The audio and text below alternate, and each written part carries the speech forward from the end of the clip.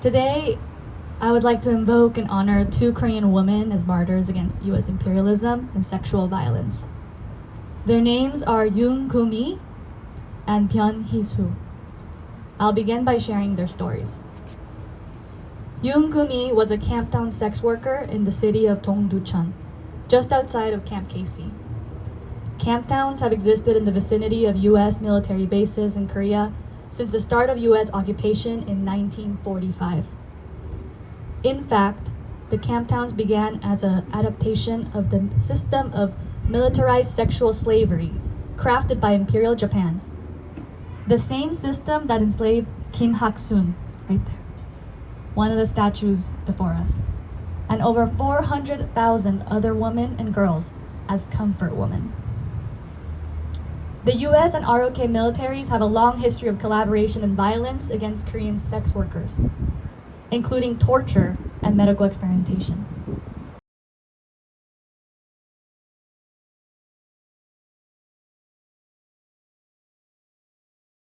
We centralize Palestine today and invoke all of the women in our own lineage and community that help us, stand tall and see hope ahead and share those stories that we might walk out of here as one.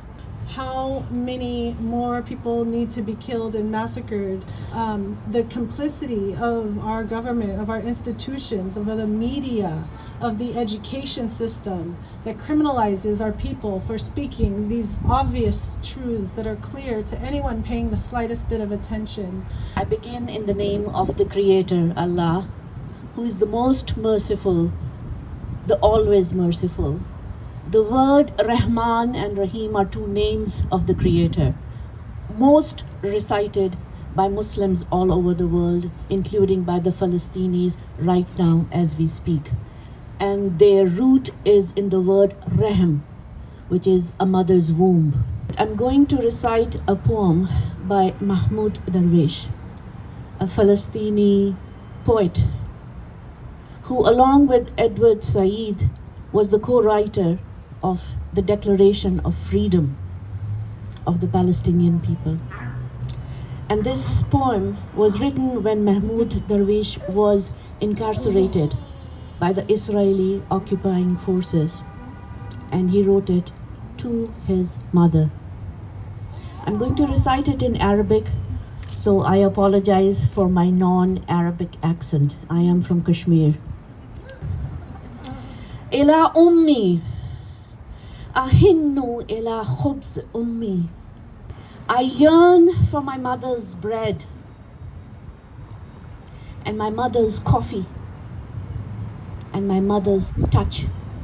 I'm holding in my hand Sister Lori McElroy, without whom there would be no we of homefulness, who in addition to my mama and myself and Mutiado and many others are houseless on these occupied streets of Yalamu, and who homelessness kills.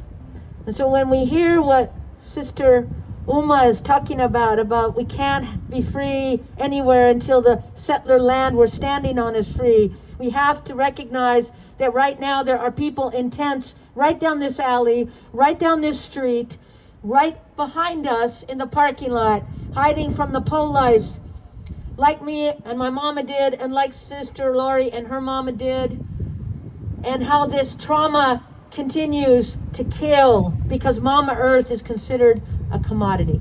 Embroidery made by Samira Salem, Palestinian woman residing in a refugee camp in Mer Elias in Lebanon. And the embroidery is on my cap as well. It became the first Black republic to throw off the enslavers in 1804, and it's been punished ever since. Right now, the situation is very dire. People in Haiti describe it as hell on earth. The United States has allowed gangs to flourish, but these aren't gangs, they're death squads financed by the elite and by the US. It's estimated that there are 500,000 small arms in Haiti alone, most of them coming from Florida. In the past year, 5,000 people have been killed. 300,000 people have been displaced, and half the population is facing food insecurity.